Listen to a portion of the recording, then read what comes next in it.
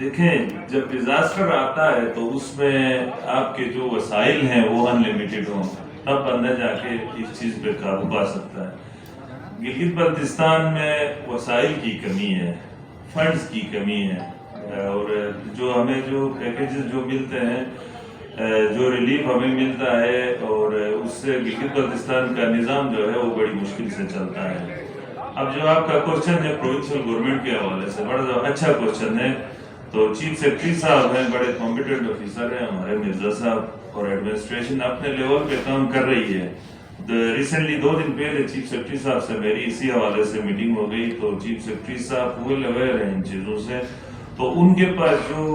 وسائل ہیں اس کے اندر رہ کر وہ لوگ وہاں پہ چیف سیکرٹری صاحب اور ایڈمنسٹریشن جو اسلور کی ہے وہ کام کر رہی ہے،